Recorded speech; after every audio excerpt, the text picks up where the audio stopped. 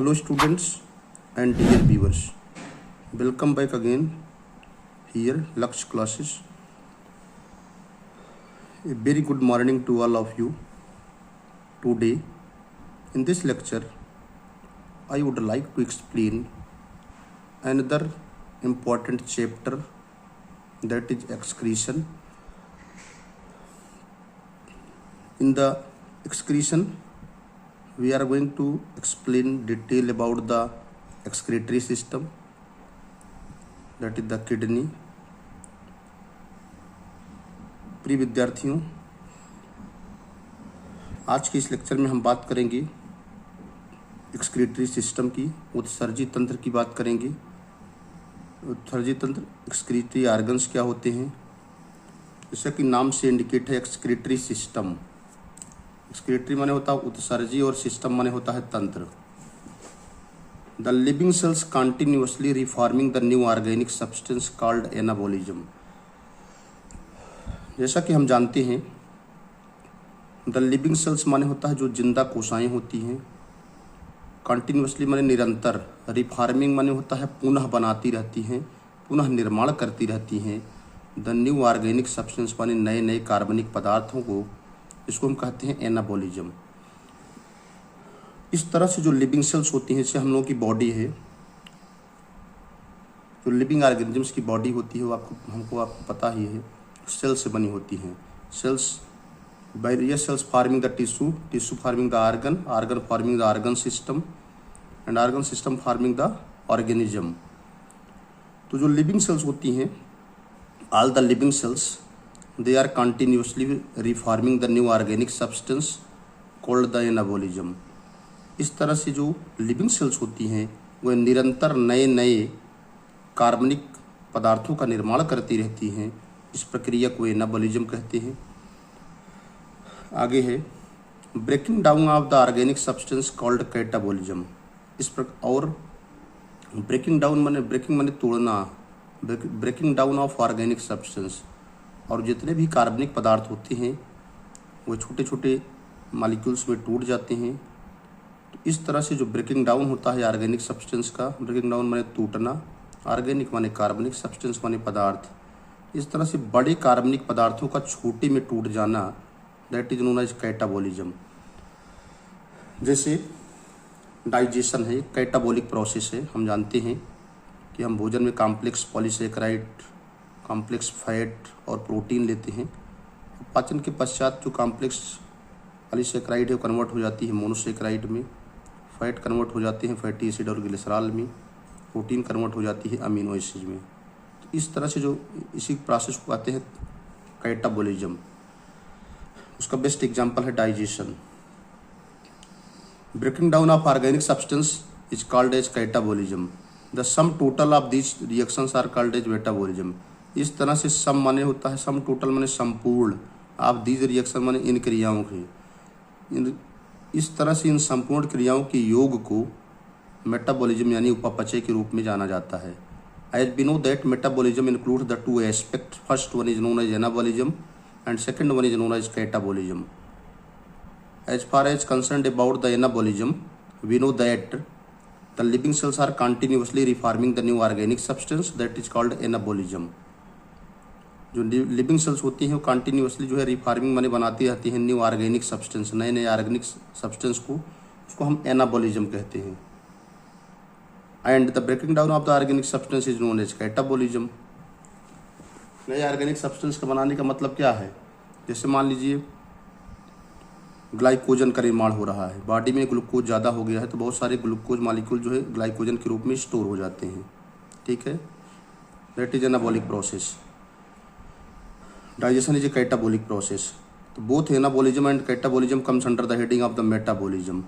During the process specially catabolism, during the process specially catabolism, during the process माने होता है प्रक्रिया के दौरान, स्पेशली माने खासकर, कैटाबॉलिज्म के पश्चात, ड्यूरिंग द प्रोसेस माने प्रक्रिया के दौरान, स्पेशली माने विशेषकर, कैटाबॉलिज्म के दौरान, certain harmful substance during the process, प्रक्रिया के दौरान, खासकर कैटाबॉलिक प्रक्रिया के दौरान। ध्यान दीजिएगा, जैसे आपको पता है कि मेटाबॉलिज्म के अंतर्गत दो एस्पेक्ट आते हैं। First one is anabolism, second one is the catabolism.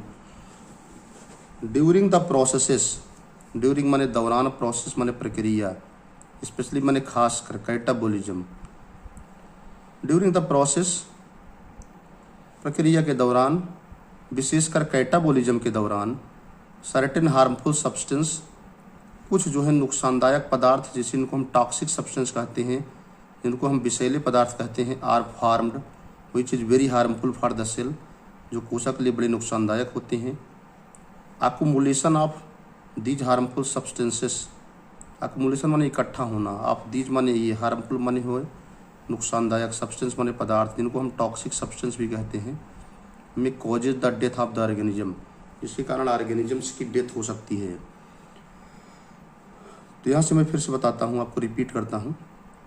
As we know that there are two aspects comes under the heading of metabolism. First one is known as anabolism and second one is known as catabolism. Now we are talking about the catabolism. खास करके during the process of catabolism, विशेष करके catabolic प्रक्रिया के दौरान, विशेषकर digestion की प्रक्रिया के दौरान, कुछ हार्मफुल सब्सटेंस जो इनको हम टॉक्सिक सब्सटेंस कहते हैं वो बन जाते हैं। They are very harmful for the cell, वो कोशिका के लिए बड़ी नुकसानदायक होती हैं। Accumulation of these harmful substance, अगर ऐसे नुकसानदायक सब्सटेंस इकट्ठे हो जाएं तो उसके कारण ऑर्गेनिजम्स की डेथ भी हो सकती है। ठीक है, इसके आगे हम बढ़ते हैं। इसके कारण ऑर्गेनिजम्स की डेथ भी हो सकती है। देयरफॉर माने इस प्रकार से, the processes by which, therefore माने इस प्रकार से, द प्रोसेसेस माने प्रक्रिया, बाय व्हिच माने जिसके, therefore the process by which this toxic substances, इस प्रकार से वह प्रक्रिया जिसके द्वारा ये जो विषैले सब्सटेंस होते हैं, व्हिच इंक्लूड्स माने जिसके अंतर्गत, मोस्टली नाइट्रोजनस कंपाउंड, इस प्रकार से वह प्रक्रिया जिसके द्वारा ये विषैले पदार्थ, जिसके अंतर्गत ज़्यादातर नाइट्रोजन युक्त कंपाउंड होते हैं, नाइट्रोजन युक्त यौगिक होते हैं, जैसे अमोनिया है, यूरिया है, यूरिक एसिड है। अमोनिया, यूरिया और यूरिक एसिड नोट कर लीजिए, ये भी यूरिक एसिड होता है। Uric acid ETC are removed, ये सब रिमूव कर दिए जाते हैं फ्रॉम द बॉडी माने शरीर से, इसी को कहा जाता है एक्सक्रीशन। बड़ी इंपॉर्टेंट लाइन है। Therefore, the process by which the toxic substances, which includes mostly the nitrogenous compound, इस प्रकार से वह प्रक्रिया जिसके द्वारा विषैले पदार्थ, जिसके अंतर्गत मुख्यतः नाइट्रोजन युक्त यौगिक पाए जाते हैं, जैसे अमोनिया है, यूरिया है, यूरिक एसिड है, इनको रिमूव कर दिया जाता है, इनको निकाल दिया जाता है बॉडी से, इस और उसे कहा जाता है excretion. And the organ system which take part in the removal of this waste material from the body is called excretory system. और वह अंग तंत्र जो इन नाइट्रोजिनस वेस्ट प्रोडक्ट्स को निकालने में मदद करता है, उसको कहते हैं excretory system. And the organ system माने अंग तंत्र, व्हिच टेक पार्ट माने जो हिस्सा लेता है, इन द रिमूवल माने त्यागने में, ऑफ द वेस्ट मटेरियल माने अपशिष्ट पदार्थों का, फ्रॉम द बॉडी माने शरीर से, उसे कहते हैं एक्सक्रीटरी सिस्टम। इस तरह से वह ऑर्गन सिस्टम जो इन अपशिष्ट पदार्थों को शरीर से बाहर निकालने में मदद करता है, हिस्सा लेता है, उसको उत्सर्जी तंत्र कहते हैं। Animals are classified into 3 group, जंतुओं को 3 कैटेगरी में बांटा गया है। On the basis of the nitrogenous product which they excrete, जितने भी ऑर्गेनिजम्स हैं इनको 3 कैटेगरी में बांटा गया है। इस आधार पर बांटा गया है कि वे किस प्रकार के नाइट्रोजन युक्त विशिष्ट पदार्थों का उत्सर्जन करते हैं। आगे है एक्सक्रीटा, आप देख ही रहे हैं।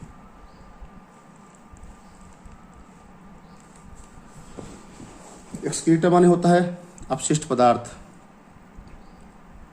जो भी अपशिष्ट पदार्थ होते हैं, according to the nature of the nitrogenous products, there are 3 kind of organisms are found.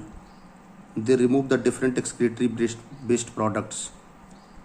जैसे फर्स्ट है, एक्सक्रीटा के आधार पर 3 तरह के ऑर्गेनिज्म होते हैं। एक्सक्रीटा मीन्स होता है उत्सर्जी पदार्थ। जैसे मान लीजिए अगर कोई फर्स्ट है अमोनोटिलिक, दूसरा है यूरियोटिलिक, तीसरा है यूरिकोटिलिक। तो फर्स्ट है अमोनोटिलिक।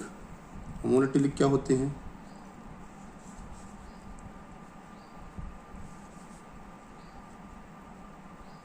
देखिए, एक्सक्रीटा के आधार पर, एक्सक्रीटा का मतलब समझ रहे हैं,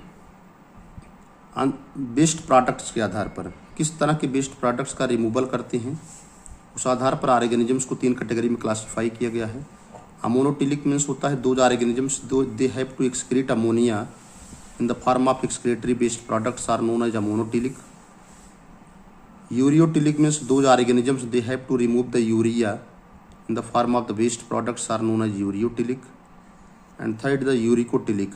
Uricotilic means those organisms they have to excrete the uric acid as excretory products are known as uricotilic. First है अमोनोटिलिक। अमोनोटिलिक क्या होते हैं? अमोनोटिलिक का मतलब होता है ऐसे ऑर्गेनिजम्स जो अमोनिया का उत्सर्जन करते हैं। In this category ammonotelic organisms are known as those organisms they have to remove the ammonia in the form of the excretory based products. Ammonotelic क्या होते हैं? दे आर दोज एनिमल, इसके अंतर्गत वह जंतु आते हैं व्हिच एक्सक्रीट माने जो उत्सर्जन करते हैं, इसके अंतर्गत वह ऑर्गेनिज्म आते हैं जो उत्सर्जन करते हैं अमोनिया का। इन दिस कैटेगरी ध्यान दीजिएगा, मैं अमोनोटिलिक की बात कर रहा था। We are talking about the ammonotelic organisms. Ammonotelic का मतलब होता है ऐसे ऑर्गेनिजम्स जो अमोनिया का उत्सर्जन करते हैं। इस बात को ध्यान दीजिएगा, उनको अमोनोटिलिक कहते हैं। अमोनोटिलिक का मतलब रिमूव अमोनिया, ठीक है।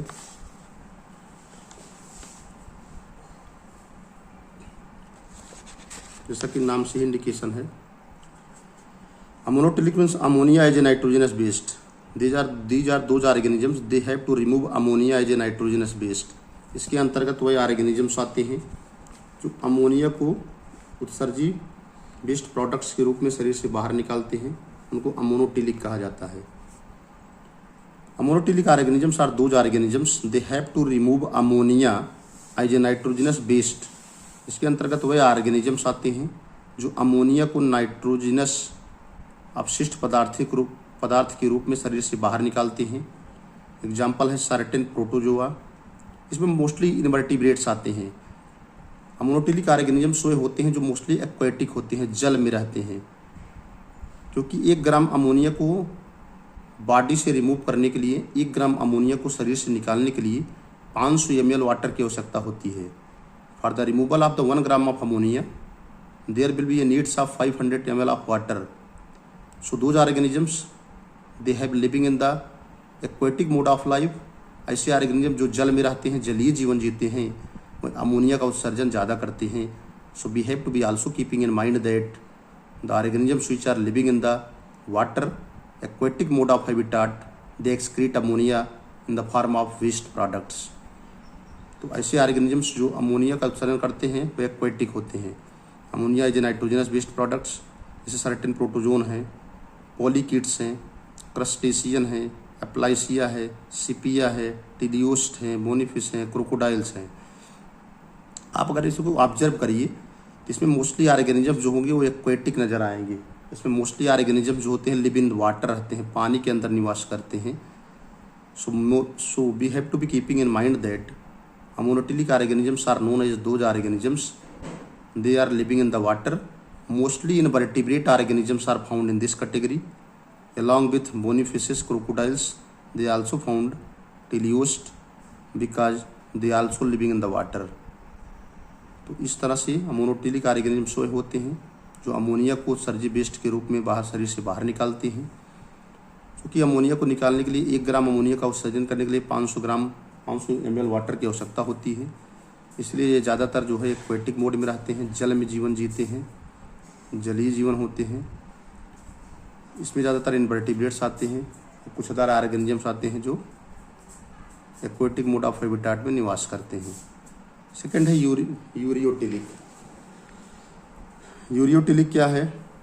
Those organism they have to remove urea in the form of the excretory based products are known as ureotelic. ऐसे ऑर्गेनिजम्स जो यूरिया को उत्सर्जी बेस्ड प्रोडक्ट्स के रूप में निकालते हैं उनको यूरियोटिलिक कहते हैं। यूरियोटिलिक में excrete urea as a nitrogenous based. ऐसे ऑर्गेनिज्म जो यूरिया को नाइट्रोजन युक्त अपशिष्ट पदार्थों के रूप में शरीर से बाहर निकालते हैं।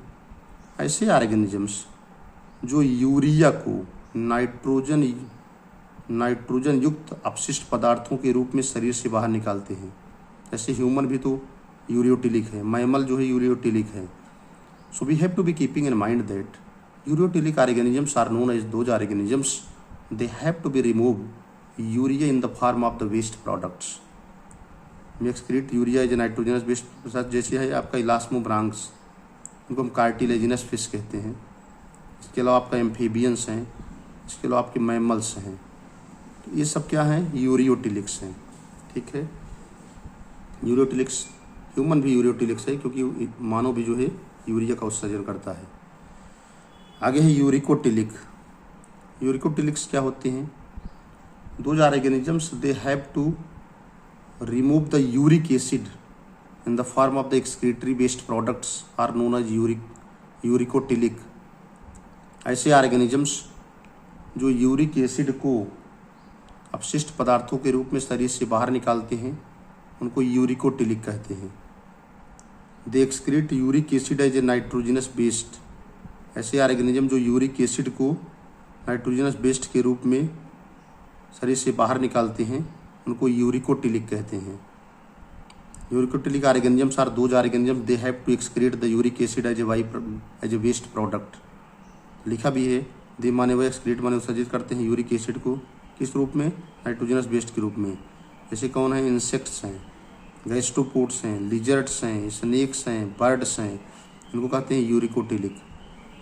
बर्ड्स जो है अपना एक्सक्रीटरी प्रोडक्ट जो निकालती है वो सेमी सॉलिड होता है, इसमें यूरिन और फीकस दोनों मिक्स होता है, उसको ग्वानो कहते हैं, ग्वानो, GUANO। ठीक है, so these are the different categories of the animal on the basis of their nature of the excretory products which they have to excrete. That's all about the excretion. In this lecture we have to define the exact definition of definition. What is excretion? What is anabolism? What is catabolism? What is metabolism? What is the excretory system?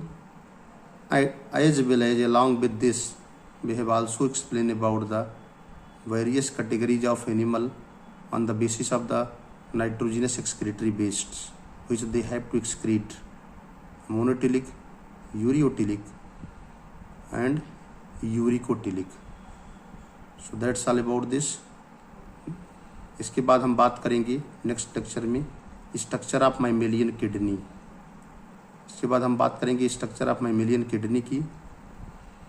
Mammalian kidney क्या है, structure of nephron की बात करेंगे और फिर बात करेंगे mechanism of urine formations की। So that's all today.